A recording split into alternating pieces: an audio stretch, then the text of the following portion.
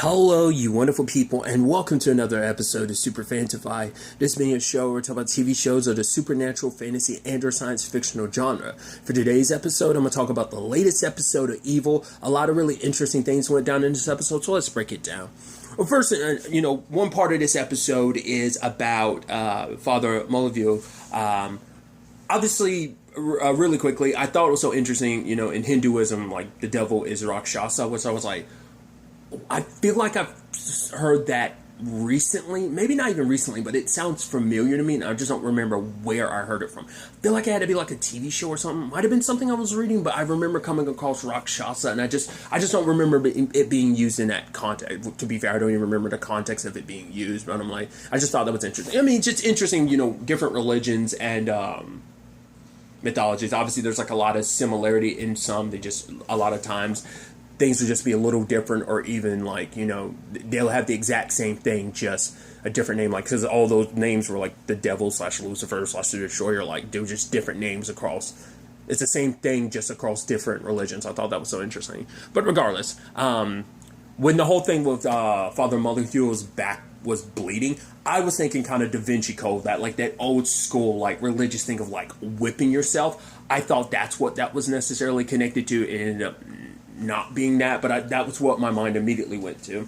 I thought it was interesting that David's like, oh, let us assess you, and like the father being very like against it at first. I mean that this is a very unique situation because they've never they've done an assessment for people connected to the church, like people who come there. Sure, I mean that's usually how these get set up in the first place, but it's like first time it's ever been like a priest, in particular an exorcist on the other side of things, because even David's like, you've been performing like so many exorcisms recently, even suggesting maybe it's Leland, but you've been performing some of those, like, you're getting rid of evil in certain people's bodies, so like of course it's going to kind of backlash on you a little bit.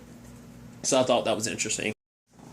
It was interesting, obviously Kristen doing the assessing and asking him questions about, like, he felt like he heard the call, the calling of like becoming a priest, and even, it's like, yeah, God has a special plan for me, that's why I became an exorcist. And he brought up something that I thought was kind of interesting, where he was basically like, as a priest, if we do like things like, oh, we work at a soup kitchen, we do like the more quote unquote like more like okay acceptable stuff for priests, but then the moment a priest starts bringing up the devil and angels, that's when like people kind of in a what was he saying, like people in basically like just like everyday work professions like Christians would kind of start looking at him strange, and he's like, do you feel like some uneasiness because I mentioned that stuff? And she's like, no, I'm just trying to understand, like see things kind of from your point of view. But she's initially thinking like it's him kind of being like that there's some kind of mania going on here, but David's coming from the perspective of like, well, most like maybe it's because he had acknowledged like his gambling issue, that he had, before becoming a priest, like he was a gambler, but he gotta let that go, but he still gets that sensation, like a smoker who hasn't smoked in a while, kind of like, and he's been playing like a little game on his phone. I thought that was kind of like initially, and we never really got a resolution for it, but I'm assuming like, I thought like maybe Leland or something like made sure he got targeted ads. I mean, maybe that's also the thing too of like, I mean, that kind of goes with the episode of like targeted ads and stuff. So I'm wondering like, did Leland kind of set that up, or maybe someone else did, kind of like to put that in his zeitgeist, and so he downloaded something where he could just like play like poker anonymously on his game, and he's just like, oh no, like I don't make much money as a priest, so it's not like I have a lot of money to kind of like burn on it anyway. So, but you have David coming from the perspective of like, right, there might be some like demonic influence, and then Ben's like, no. Like, the fact of the matter is there's probably a more tech-based reason. I mean, each one coming with their own perspective. She's got the psychological angle, he's got the religious angle, Ben's kind of got like, now there's got to be like a rational tech issue to it. Something, it doesn't have to be demonic, nor does it have to be some like disease. And then Kristen and David are like, we think you should take a month off. He's like, what? He's like, you nearly died. He's like, no, I was missing for like 24 hours. That's about it. The fact is that he's saying that so casually. Yeah, I was missing for 24 hours. They saw what kind of state you were in when they found you. Like, because you had reserved yourself to death. You thought you were going to die. Like, you don't just bounce back from something like that. Like, it stays with you. But like I was mentioning earlier, Ben ends up finding like the targeted ads, and it's like, right, that's what companies do. They basically take your information, like anything that you email or search, and they kind of throw it your way. But then like Father Molyneux was like, no, like I haven't done anything that would even warrant that. So, but Ben's like, yeah, I can clear your cookies and all that, like, you know. But then he's like, yeah, I'll give you, not unless you want to keep gambling. He's like, no, here's my password. And it's like, okay. But then they look in there, emails, all his emails are going. Not just the inboxes, the outbox, the spam. And it's like, for Ben, it's like, if you're going that far and beyond that, means you've got something high, which I even love Christian, like, all right, so what are you really doing? And he's like, what? I don't know what you're talking about. It's like, no, like, I don't need, like, an algorithm to know what you're up to. I know you well enough to know you're doing something else. And it's like, yeah, he was going into the father's, like, recovering all, like, everything that he deleted. And so David was kind of against it, but then it's like, right, like, if you're doing all this, this must mean you have something to hide. So he's like, all right, let's. And so they end up finding out, like, Ben, being the smarty pants he is just like, right, just type in at, you know, because whoever it is that he's most recently responded to would be like that. So they respond to an email. Like, I love that they kind of work together, because it's like, oh no, I'm thinking about our last conversation, and it's like, okay. And then he's like, this is your last warning, and it's like, right, we need to meet in person to talk about this. So they've kind of set up a meet in that regard. And then you have Kristen kind of having a similar issue, which she's on her computer. She has all these ads about basically like, oh, you want to have an affair, bored with your husband or something like that. I'm like, okay. It's like, oh, we'll keep your secret type of thing. And at first she's like, this doesn't make any sense. Why am I even getting this? And then she looks up and it's the gin over there. Once again, you had to deal with George. Now you got a gin up there and it's like touching itself. Like, oh, and you know, which, I mean, once again, you feel like someone must know what's up with Kristen, but also she doesn't let any, like, obviously it's like, ever since she got possessed by that djinn, it like started like leaning towards that way, because obviously the guy in the bar, that whole thing, and then she kind of let it go, and it's almost like I think it's almost like it's some form of an addiction or kind of creating with her to some extent, with, well, at least the djinn is. And you know, I was wondering, like, are we done with that? But it's like, no. Because I thought I brought up last episode wondering whether Jen actually went back to the little girl, and maybe that's why she set the fire. But it's like, no, it seems like that's still its own thing. Not unless a part of the Jen still with her, but it's like, nah, she's just kind of a pyromaniac in her own right. Maybe that's what they're setting up, or maybe it's just like, maybe the Jen just gave her an excuse to do what she already wanted to do, and maybe that's what it's trying to do to, like, Kristen. I'm like, oh, this is what you already do. You already had this desire. I mean, there was already like something between her and David, so maybe this is kind of like furthering that, just like obviously it's contorting those desires even more. Like maybe that's kind of what it is. You know, I don't know. I'm not phrasing it the right way, I believe. But so Kristen's asking, you know, Ben to look into it for her, like, and he's like, right. So what Ben actually called her for was because it's like, yo, I found Father Molyneux was the person he's emailing was his bookie. He's $40,000 in debt. Like, he owes that much, and it's like, yikes. And so David trying to be like, okay, I need you to take a break for about 6 months, kind of go into a program, and I won't tell like the bishop that all this is happening, you know, because it's like you need help. Like you are like, once again, who knows if it's Leland's fault, which later stuff kind of insinuates, because Ben is reading his screen and it's like he's in contact with the father. So, and even later on, Leland makes a remark about having control over a priest and stuff like that. So, I guess maybe Leland's going to help deal. We never got resolution to it, but I'm assuming, well, what it seems like is, because we find out from Sister Andrea that basically she's not a fan of Father Molyneux, and then I even love David being like, oh, what's with that? And she's like, what? The whole when I brought up Molyneux's name, it's like, right, he like weathers his whips a little bit to make them seem older than they are, even though they're brand new. And it's like, wait, he does that? It's like, yeah, he's kind of full of himself. I thought that was so interesting, because I really like Sister Andrea, dude. She's super blunt. She tells it like it is. And it's just like, well, you should tell the bishop. Well, I told him I promised him I would. And she's like, well, that was a stupid promise to make. I'm like, I like this lady a lot, dude. She's awesome. She tells it like it is. She's super blunt. I love that. And because because I thought was so interesting is for David, it's like, right, you're doing all this, but you have the clearest vision. Like for him, it's like, you shouldn't be just like, have to be like, kind of be in the background, like cleaning stuff. Because she talks about like, me and the others, like, we know more than you guys think. We're the ones that clean your room. So we kind of know a little bit more about what you think we would, you know? So it does seem like she kind of does like know like a lot more of like what's going on, because even David was kind of caught off guard by like, wait, Father Malo, wait, what? Like it's like, yeah, you didn't even know that. It's like, wow.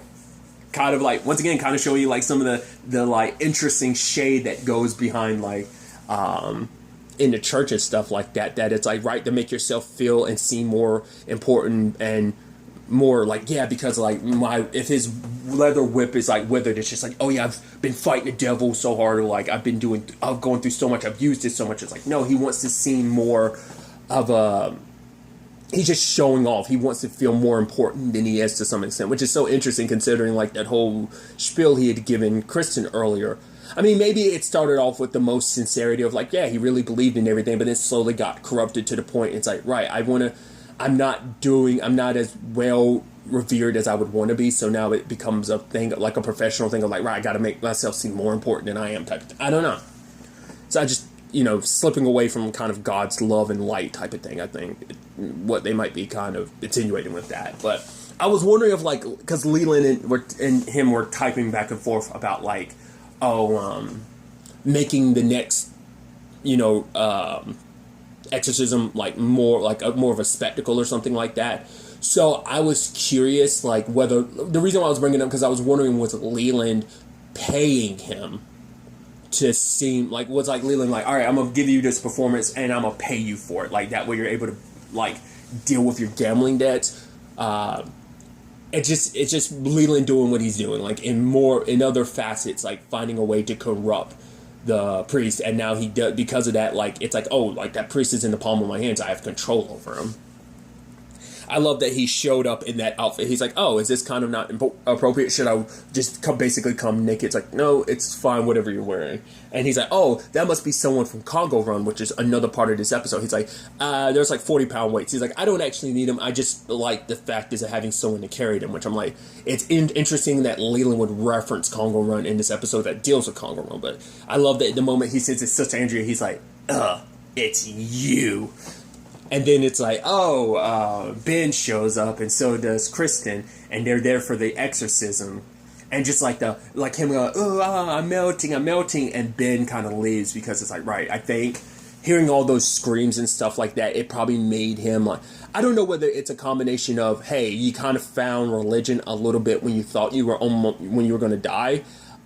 Maybe some extent of that, and all of this just makes you go like, I can't believe I fell for that, or I even thought about like that at the very end. Or was it just hearing all those screams just made him think of his own situation, him screaming and just believing like this was the end? Like, I don't know, just maybe a combination of all of that really rattled Ben. So it is all taking effect on him, whether he wants to admit it or not. But Father Molecule is like kind of stops, and Sister Andrea steps in, and it's like, oh, like, and then I love Ben like, well, try me. I said Ben, and Leland being like, well, try me, bitch. And he's like, David, he's like, I'm not even a priest. She's like, go ahead. And he does the holy water, and Leland's laughing. He's like, oh, holy water, what will I do? And then it actually starts burning. He's like, ow. And then it burns his other hand and in his face, and he runs away screaming. I'm like, I love it when they get those little victories against him. It's like, oh, you're not top dog like you think you are. And then even Kristen and David are like, it burned his flesh. And even Ben being like, what? What are you, like, some holy power now? It's like, no, it wasn't me. It was her, Sister Andrea. And she's walking away, she's smiling. I'm like, okay.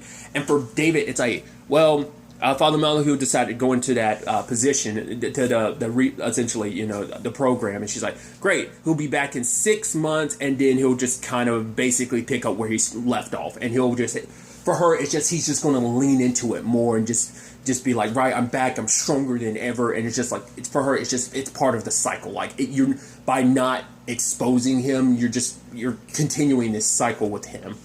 But for David, it's like, right, like, you should be the one handling things. She's like, no, it wasn't me, it was you, David. He was like, no, it can't. Like, for him, it's like, why do you spend like 12 hours like cleaning when you could be? And she's like, I don't spend 12 hours cleaning, I spend 12 hours praying. And for him, it's like, why won't you join basically the forefront of this battle? And she's like, because I am a woman in the Holy Catholic Church. I was like, ooh, look, interesting. I think that's obviously supposed to be a commentary in itself, which is, because obviously there was a whole conversation about David, it's like, not too many black priests in the, becoming priest. And then also like, now this conversation, once again, just a lot of like, the very like unsavory aspects of the church kind of come to light in the show. They showcase and kind of point out some of like the more like, so I thought that was just kind of interesting. The real interesting twist is like, okay, like, I was like, because before this, I was like, please, I like her a lot. Please don't tell me that, please don't tell me there's something shady with her. And kind of was, because it turns out it wasn't holy water, it was ammonia. And it's like, wait, okay, I guess the whole point is she wants Leland to kind of be scared, because for the first time he was scared, because he's usually always in control. It's always nice when he gets knocked off balance. It's happened a couple of times. Kristen kind of knocked him off balance. David knocked him off balance earlier this season, and it's like, now Sister Andrea did, but the whole point was to make it like David believe, like, no, like she wants him to like focus on his prayer, like you're being lazy if you're not like you'll be able to find quiet and silence, just like block out everything and just like focus on God.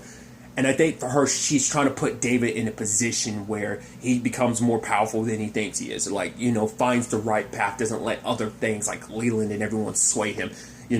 I think she's trying to point him in the right direction, because she feels like people like Father Molecule as well as Leland try to point you in the wrong direction. So have to, get a little deceptive, which is almost interesting, because Sister Andrea almost like plays like a Kristen role, because Kristen kind of swapped out some holy water last season, so it's just interesting to kind of bring that element back in this episode. So it doesn't seem like she had bad reasons for doing. I mean, for one, maybe it was just her way of giving like Leland the middle finger, but also letting David realize like, no, like trying to give him the confidence to battle Leland. Like maybe it's all kind of a necessary ruse or something. I don't know. I just thought that was so fascinating. I don't think she had like bad ulterior motives for doing what she's doing. I thought she had like more altruistic reasons, but we'll ultimately have to wait and see where things kind of go on that front. I did think it was interesting that Leland was typing all of that, because like there's some part of me that's like, he knows that Ben was reading it. Well, I mean, at least because like the first time like Ben was looking at his camera, like he would move and then Leland would move the same direction, so it's like Leland knows that Ben has it, but I guess that's the whole point. He's like, I want you to know. That's why he was like, oh, look, everyone's here. Like, he knew they'd show up. He thought he had control of the whole situation. He wasn't expecting Sister Andrea to be there. She ended up being the wild card, and then the whole holy water / ammonia thing ended up being more than he thought it was going to be. So we'll see what ends up happening going forward with that element of things. But another side of this episode is Lila and her friend Alex. Was she one of the little girls from last season, the Halloween episode? I don't know, maybe not. But they're watching a zombie movie. I'm actually curious, because I was like, is that an actual zombie movie, or is that something they filmed specifically for this show? You never know with that type of stuff. I mean, sometimes it's a little clearer, other times it's not. Unless it's like something I'm familiar with, sometimes I'm like, oh, they're watching so-and-so. What was I watching the other day? I was watching something that I'm like, oh, I think it was Surreal Estate. I think I saw people playing Warframe. I don't know if that's what that was. I think that was Warframe, but I'm not. Regardless, I'm going on a whole tangent. But it just, I'm not quite sure if that was like a legitimate like movie that they were watching, or what. I mean, because obviously like George comes from like a fake movie or thing that exists in his universe, so I didn't know if that was kind of the same thing or not. It looked like it might have been, but I wasn't for sure. But obviously Lila and Alex are kind of really getting into the zombie thing, and even being like, I also love, like, obviously it's like that debate that people have, like, oh, like zombies, which ones do you prefer, fast zombies, slow zombies? Obviously the ones that immediately come to my head when I think zombies, I think obviously The Walking Dead, I think iZombie. Obviously they even reference like 28 Days Later, because that also was a conversation between zombieism and like a virus that makes you crazy. That's always an interesting distinction. Then also think of like something like, is this a zombie? We're talking like more magical, like anime / manga / light novel related like zombieism. So that's a whole conversation itself. It's just interesting. But they see some people skulking, and like they're thinking it's zombies, and I'm like, oh, are these people like breaking into the house or something like that? Because I didn't know that was someone like actually scoping out the place. I felt bad for Lila because her sisters are like making fun of her and stuff like that. It's like, oh, like once again, siblings can be major douchebags. But when it's all said and done, like they keep like, because at first it's like, right, it has to be real because Lila looks at the bottom of her foot and there's like blood. And then, like, they see someone in her room, and she's like, oh, maybe it's Alex saw someone in her room. It's like, maybe it's one of my parents. I'm like, I don't know, man. Like, they should probably talk to someone about this, because this is maybe someone, like, trying to break in. But I'm like, would someone try to break into the house knowing that you're there? And then at one point, they saw a person go into a room, but it ended up being her dad. But she's like, no, that's not my dad. Like, his eyes, they were kind of dead. I think he's a zombie. And, well, it turns out, what we end up finding out is that it's connected to Cargo Run, where it's like basically their workers are like zombies. They're not given bathroom breaks. They're worked like really hard. There's no union to really protect them. And I'm like, they reference like Cargo Run being like Amazon. It's like, oh, it's like that company's like Amazon. I'm like, it's just interesting that like some of this stuff that, you know, a certain company that was aforementioned kind of gets in trouble. Not kind of, is been criticized and in trouble for that, those exact issues of like working their workers too hard, never really giving them a break, especially like in that particular facet of the company. It's just interesting. I was like, oh, I guess that's why you came up with your own company, because like if you use that specific company, that turned into a very like libel slander type of thing. Maybe that's where it's like, right, by referencing this other company that we made specifically for this show, Cargo Run, then it's not an issue. But basically, they kind of realize, like, okay, the real zombieism is because my dad is turned into one. And they end up visiting a store, and the lady, she was referencing, like, the Haitian history of it, which I thought was interesting because, like, I remember reading years ago about zombieism and, like, Haiti, sorry. Haiti and zombieism. I don't remember everything I read up about it. I don't know if it was anything that was mentioned during this episode. I don't feel like it was, but once again, this was like a couple years ago, so I don't remember all that I read. But I thought it was interesting where it's like slaves there would rather kill themselves because they thought it was their way to escape. And so the slave drivers were like, oh, no. They spread a myth of if you try to kill yourself, you're just going to come back and basically work on these fields forever. Like, so it was supposed to be like a myth, a story that they spread to the slaves to keep them from killing themselves. Because if they kept killing themselves, they lose more and more of their workload at workers. So they found a way around it. So it's like, obviously to a certain extent, you can find like there is a very interesting modernization to that because of this episode, which is fascinating. But basically, Lila and Alex were given two vials. One needs to be given to Alex's dad. The other has to be given to the slave driver. And the moment she gave like the one to her dad, he ended up sleeping in. But it's because he ended up missing like a gas leak that affected the rest of his team, like all 40 other people a part of his team, and they ended up being out of work because of that. It's like, wow, I lucked out. And it's like, okay. And then like he's trying to unionize the other workers, and then Lila and Alex, like the boss had showed up, and they basically laced every piece of his gum,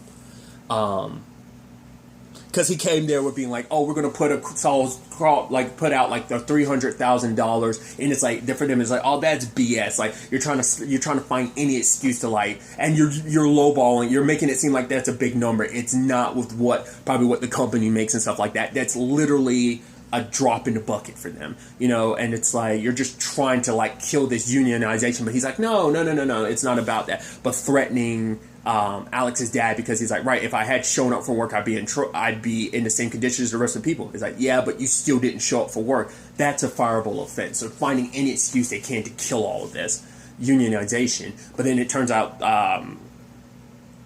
they said that that particular dude showed up to work drunk, so they had to let him go. So they're actually offering Alex's dad his position, and which is pretty dope and everything. And he has to just, because he's like, yeah, but if I do this, you're going to stop the unionization. It's like, no, like, but immediately, what did the conversation turn into? But man, think about that pay increase and stuff like that. Like completely moved past that conversation about the unionization. That's the whole point of like, right, we're just, no, we're trying to help you and support your family. Like, oh, we're just sorry everything that went down. Like, you went through all this. It's like the company trying to save face is all that was. And the sad thing is, like, oh yeah, like Alex's dad, he's working from home and everything, but now they see he went from being a slave to the slave driver, because what he used to be a part of, he's now just dishing that out. Now, and that's the whole point. Once again, like I said, the modernization, because once again, back then, and in that story, it was like, right, in Haiti, the slave drivers coming up with that story to keep their workers essentially complacent, to make it so, like, right, if you try and kill yourself to get out of this, you're just going to come back and work for us forever. So the modernization of that, in this particular case, the parallel they're creating is like, right, by giving one of the slaves the position of a slave driver, then you kind of forget, because you're no longer in the trenches with them. You kind of lose that, because he kind of forgot all about the unionization. He, as a worker in that position, he should know better than anyone. Like, right, I need to look after my people. I need to do things better. I need to shift things. But it's like, no, he kind of became a corporate man in that moment. You know, he's no longer with the workers, and he's kind of dishing out the same orders. And then, like, Lila and Alex are just kind of bummed about the situation. It's like, yeah, things worked out for their dad, but their dad is creating more zombies. You know, he got the cure, but you know, now other people are suffering because of it. It's just like it's part of like this loop, this cycle. Interestingly enough, and even Lila being like, "Do you want to finish that zombie movie?" And it was like, no. She's like, I'd rather not. Like, I think she legitimately just got bummed out. It's like, you thought you had a victory and it ended up just being a defeat. It's like, once again, a lot of these stories just end with you being like, oh, like, you just kind of feel like, oh, there's just no, like, complete happy. Like, it's not necessarily that it needs to have, like, a happy ending. I guess you would prefer it did, but it's just like, there's no, like, conclusive, like, no, like, you know, it's like, there's no conclusive victory ever. It's just kind of always, like, snatched away at the end. That's how the stories kind of tend to go in this series, interestingly enough. Not always, but in some occasions. So thought that was so fascinating, especially because like Lila and her mom had a whole conversation earlier in the episode about monsters, like, do they exist? And she's like, because she talks to everyone in her class about what her mom does, she's like, you know, I mean, granted, I say that you have like a samurai sword or stuff like that, which I'm like, which I love that that's a thing between her and her friend, which once again, if you don't know, samurai swords they're the shit, dude. They're amazing. I've been a fan of samurai swords since I was a kid. Swords have always been my favorite type of weapons. I've come to appreciate specifically tachis. Have become like my new, like, oh no, tachis are the shit. Tachis are awesome. That's the whole thing. But regardless, but it was a conversation about, yeah, like, monstrous. There are people who do monstrous things and they kind of lose who they are. And then Lila brings up LaRoe, and obviously it makes Kristen kind of think about the monstrous thing she did, you know? And it's like, has she completely lost herself? No, but she has done a monstrous thing. So I'm sure that's kind of like, right, I got rid of a monster, but it's like, you know, what does that kind of say about me in the manner in which I got rid of that monster? So there's a lot of interesting things in that conversation. I think we're going to see a lot more of that going forward. But like I said, a lot of interesting things. I'm curious to see what this means in the long run. Obviously, like, who's going to be taking, like, well, Father Merle heals away, like, who's going to fill that void? Because we already met that other priest who does, like, the exorcisms and everything last season, so there's that. Like, is there going to be anyone to kind of fill that void? What Leland's thinking after this episode? Ben's circumstances, like, is he actually going to take some time off when he should? But